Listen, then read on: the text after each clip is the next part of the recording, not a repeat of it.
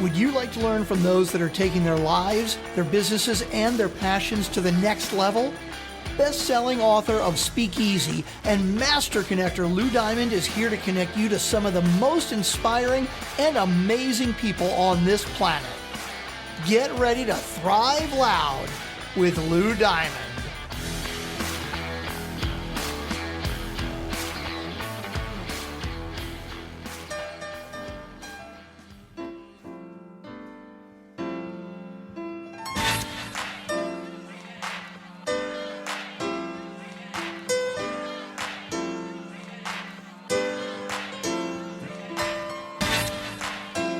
Welcome, everyone, to another spectacular episode of Thrive Loud with Lou Diamond, connecting you to the most inspiring and amazing people that are thriving each and every day. I'm your host, Lou Diamond. Today on Thrive Loud, if you're watching the video, you already know I'm here with an amazing human being here. She's the founder of the Melt Method. She's a New York Times bestselling author. She also is the host of an amazing new program called the Anatomical Gangster. And she's doing some really cool things. I had her on the show. We don't know how long ago it was, but it was probably longer ago than we think it was. But we're trying to think it wasn't, but we're here today. I'm in her studio, actually. We're in the Anatomical Gangster setup. I bring you the amazing Sue Hitzmann. Hello. Sue, how you doing today? I'm living the dream, Lou. She's living the dream. She's living the dream. Let it be known. Technical setups when you're trying to bring two microphones together is never easy. But we did some stuff. We had some admin things here. I'm excited to share with our listeners here what's going on in your world. I want to do a little rewind. The last time we spoke, you're knee deep in Melt Method, doing all the stuff you're doing, and still knee deep in Melt Method. Tell everybody what that's all about and how it's led to the thing and the gig you're doing now. Well, Melt Method is a self-care technique to help people get out and stay out of chronic pain. It spawned out of my private practice in the late 90s after I got myself out of chronic pain after being in fitness for a decade and biting into the belief that if you ate right and you exercised, you'd lead an active, healthy life. Jump ahead a decade. I'm now like 28 years old, crawling myself to the bathroom in the middle of the night because my foot hurt so bad. And it got me out of the fitness industry and into the healing arts of self-care. And in getting myself out of pain and really taking a deep dive into the missing links of what causes pain to become chronic, I discovered an emerging field of neuroscience and fascial research. And with that science, I created an application I call Melt. And I teach people how to use soft tools to become their own body worker, to investigate their body, to attune themselves to pain, to address the actual causes of pain instead of the symptoms, and get themselves out of it. And what started off as this practice in a private practice, 2013, I wrote a book for the general public. Like you said, became a New York Times bestseller. I've got about 3,000 instructors worldwide teaching Melt. And in my career now, the cool thing more than anything is I get to meet like-minded individuals who are brilliant, who span everything from biology, physiology,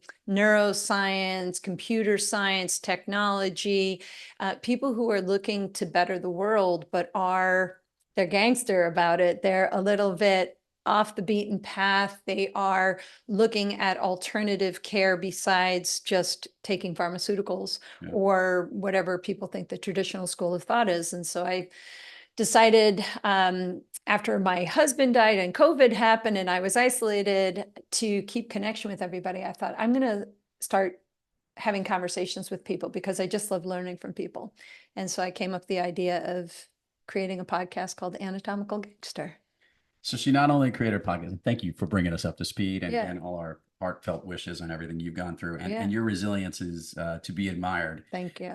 If you haven't had a chance yet, we will put all the links here in the show notes.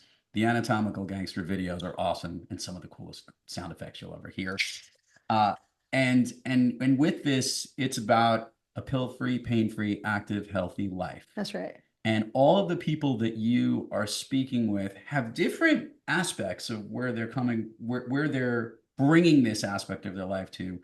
But I also think it's a wish list of people you really, really wanted to talk to. Yeah. I mean, whether they're talking about improving relationships, or they're talking about ways to make life easier, or they're just talking about things that most people don't know anything about, whether it's embryology or some aspect of physiology, or we were talking about red light therapy.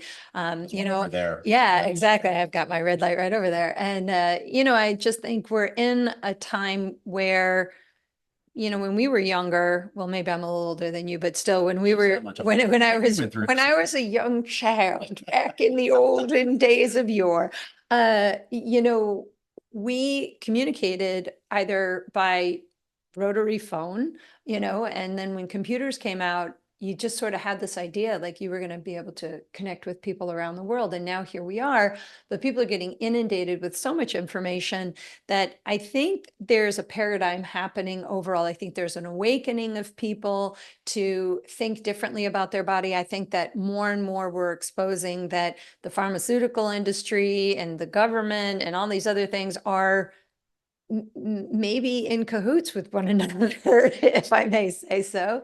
So, you know, to be able to live a pill-free, pain-free life, you can't go to your doctor to get that solution, because that's what doctors do. They practice medicine. So they're going to give you a medicine, they're going to tell you about a surgery, but there's so many other things, from mindfulness, meditation, spirituality, you know, neurology, where we can do things to ourselves to actually enhance our hormonal balance, our neurological regulation, our physicality, our mental well-being. And that's what I'm all about. It's how do you improve the stability of your being? I want to make the transition. There's one thing from building a very successful practice that you've done with Melt Method with all these instructors, and dealing with the work that used to be the hands-on work of what you're doing and having others learn to do it. Creating content is a totally different thing. Now, you're not too distant from it. You wrote a best-selling book. So the practice of creating content is somewhere in you. Can I learned that today. Can we talk a little bit about, like, there's a little bit behind the scenes that I did not know about, Sue, until literally earlier today, about you actually like getting your hands dirty into creating good content. Yes, into editing. I mean, when I was younger, I actually thought I was going to be a casting director for film and TV. And I did do some off Broadway shows that I directed and produced. And I always was into directing and helping actors to bring their craft out. And when I was at NYU Film and matriculated out of the film department into the anatomy department, into exercise science, one of the things I really loved to do was edit film. And that was when we were editing film, like literally film, and cutting it and taping it together and putting it on a reel. And then when Final Cut Pro came out, my dear friend Pi, who is no longer on the planet, he had his big camera and digital and taught me how to move to the digital world. And then I started using iMovie and then Final Cut Pro. And all of the videos of Melt are all shot and edited by yours truly, which most people don't realize. They're like, wait a minute, you did that all by yourself. And that's how I really got Melt out there, was that I wasn't spending hundreds and hundreds of thousands of dollars, which I don't have, to edit, because it takes a lot of time and a lot of money. But, you know, times are different now. Technology is easier to do, but you know, for 25 years, I've been editing my own stuff. And it's you could see it, by the way. Go watch the videos of her interviews. The content's really rich. And this is the question I love to ask content creators. When you create great content, whether it's the podcast, whether it's the videos, whether it's the book, you're giving a gift to the world. But there's always this happy accident that happens to the content creator, that they in turn receive a gift from creating this content. Oh, yeah. With Anatomical Gangster, with the interviews you've created in the 2024 season, what gift have you received so far?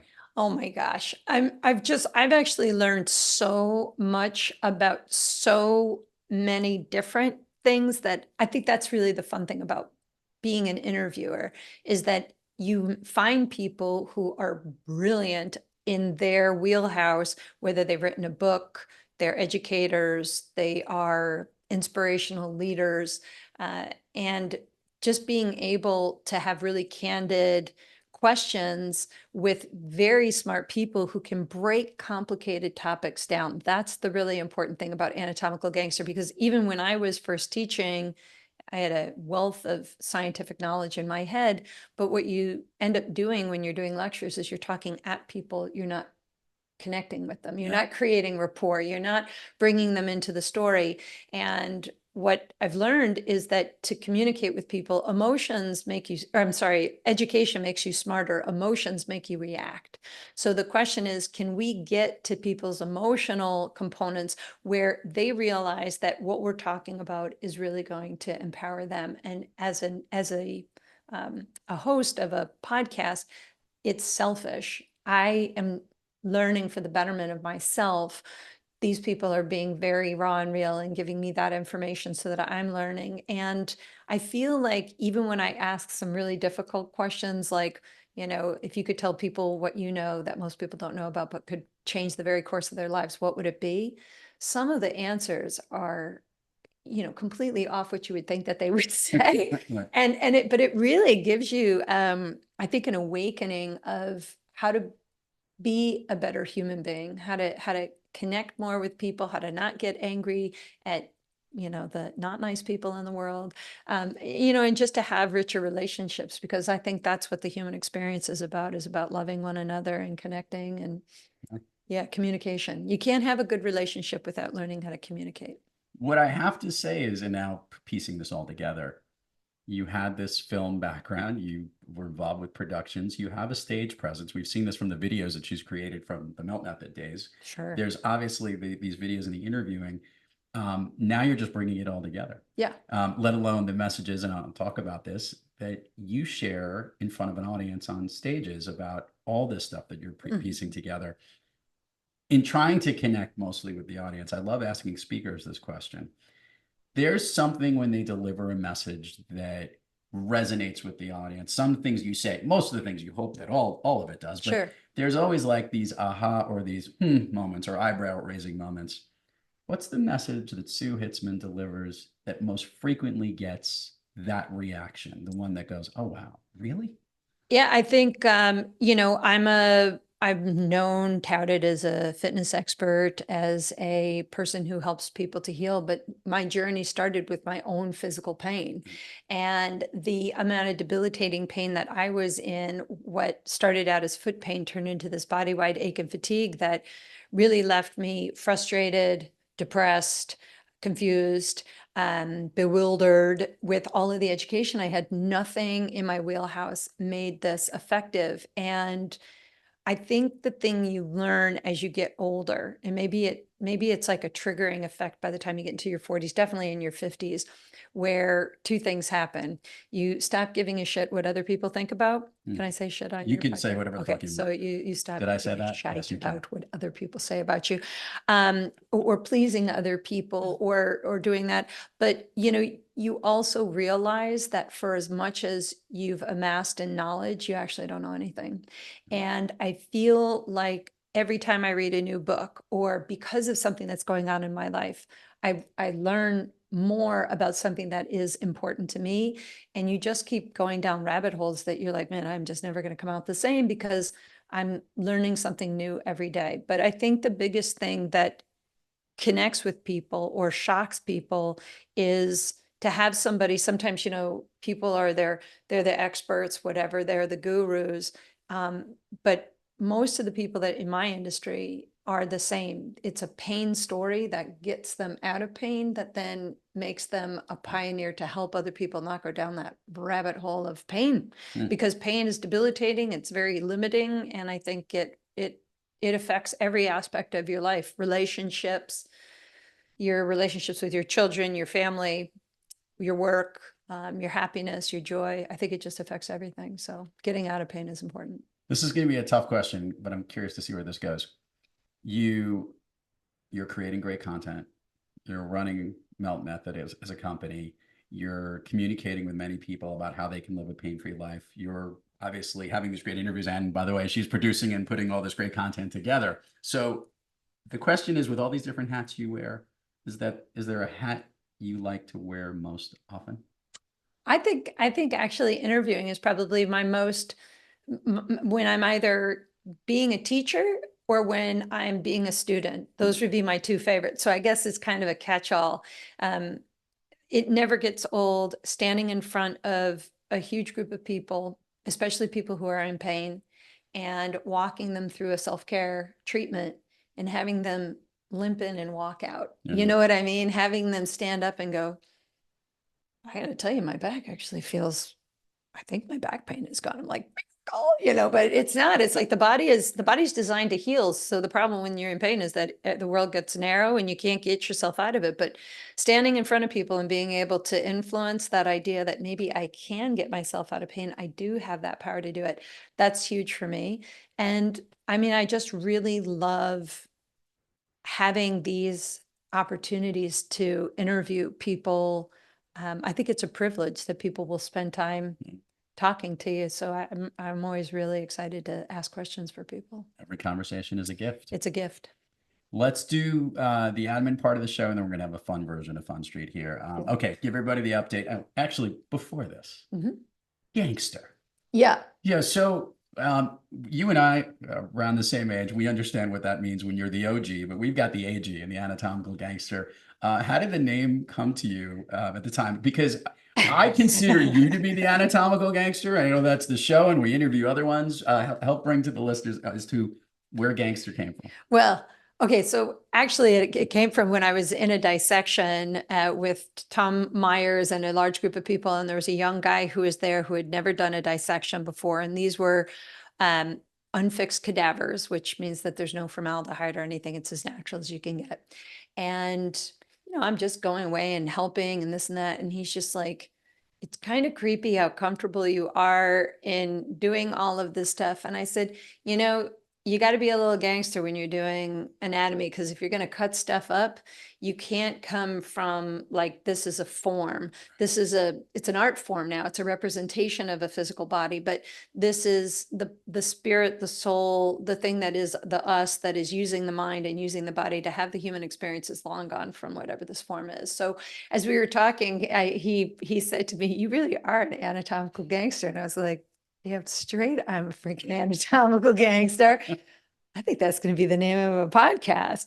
And so I, you know, anatomy, anatomical, it means to cut stuff up. And that's how we dissect, right? Is you take complicated systems and you break it down into its finite parts so that you can understand it. Just like you know, I mean, as an example, the nervous system there's only one nervous system, but we have a central nervous system, a peripheral nervous system, an autonomic nervous system, somatosensory nervous system, sympathetic nervous system, parasympathetic nervous system, enteric nervous system. It's confusing, right? But if you break it down, that's how you understand how it all connects. And that's the problem with traditional anatomy, is that traditional anatomy just cuts stuff up to explain it. But anatomical gangsters go the opposite route. They break stuff up to put it back together again to make something bigger than what it was. So the gangsters that I tend to talk to are people who are a little off the beaten path of traditional theories, traditional concepts, and have gone a little rogue and are doing research or science that's based on new information, not outdated information. And that's important for people to hear, because a lot of the books that I read when I was in college, people today are still reading those. And when I was reading them, they were made in the 60s. And we've gone far beyond what was ever in those books. But the collegiate world proceeds one funeral at a time, I was told. And this is still true today. And so if you think you're going to learn about how to live well in college, that's the wrong place to go.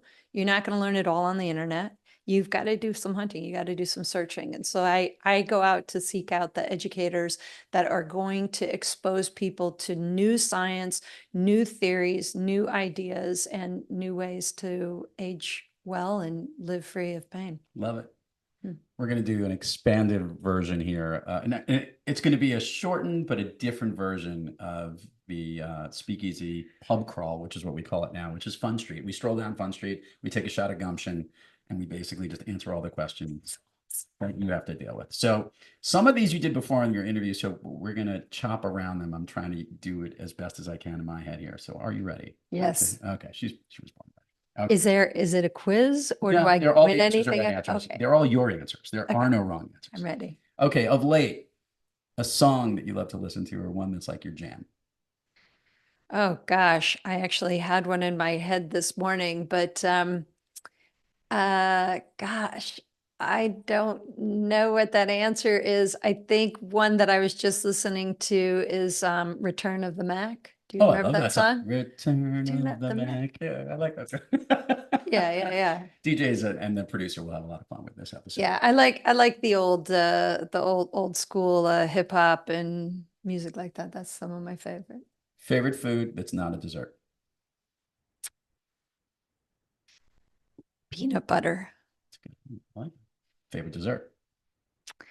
Um, Carrot cake. Ooh. An activity you wish you did more of? Oh, activity I wish I did more of. Mm, m- maybe running. Okay. An activity you wish you did less of? Admin work for my business. Yeah. A new activity, one you recently tried that you like so much you want to tell everybody else to try?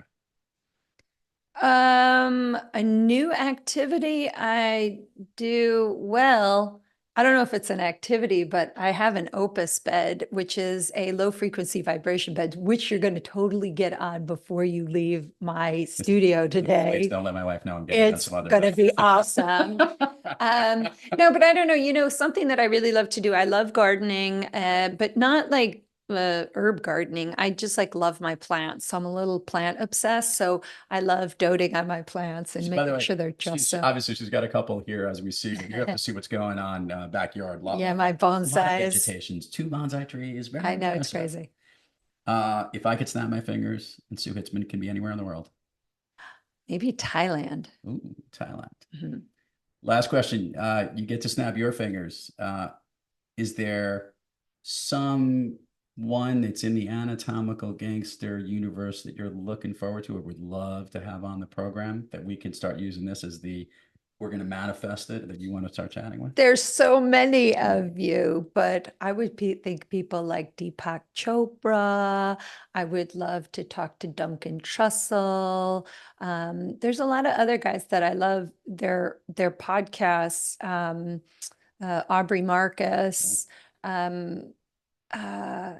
Yeah, there's a lot of also people on Facebook that put out such great content and have such epic messages that those are the ones I want to try to go after, whether to talk about relationships or hormone therapies and things like that. A lot of these new book authors I'm really jazzed out about. Yeah.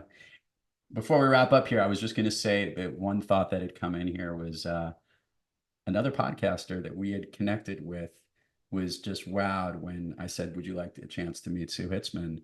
And she's like, oh my God, my mom took the Melt Method and it helped her. And this was Kate Donovan, who hosts the Burnout podcast Friday. Oh, I love that. And I remembered saying, I go, what an amazing, connection within that. So first of all, gratitude from so many people that are appreciative of what you're doing. And obviously this other platform, which more and more people will start listening to, I think they'll be really happy as well. God, I hope so. And I hope that for those of you who have parents who are doing Melt, if we can get you younger doing this self-care, you will age better. Don't wait for aging. I always say I'd like to buy a vowel and pass my turn on the whole aging thing. This menopause thing sucks. I'm not a fan at all of these changes, but I also know that you can harness your hormones and all these other things. But yeah, I just think I think the reason that I'm aging well and still look young and feel so resilient is because of the information that I've amassed and I've learned about how to age well. I mean, I'm doing it. So there you go. Self-care advocate right here. Sue Hitzmann. Truly an honor to have you back on Drive Loud. Thank you, Lou. Such a pleasure. Thank you so much. Anatomical Gangster. Excited to have you. So all the listeners out there, thank you for joining us. Until next time, keep moving onward and upward. And remember, be brief, be bright, be gone.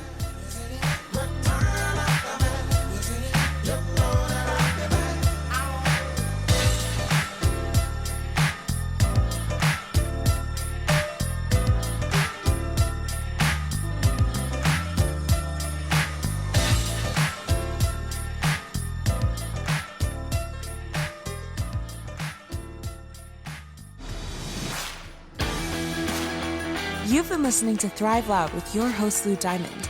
Check us out on the web at thriveloud.com and follow us on Instagram, LinkedIn, Twitter, and Facebook at Thrive Loud. And check us out on the Good Pods app at Thrive Loud, where you can follow, listen, and connect directly to Lou and all of the Thrive Loud episodes. Thanks for listening.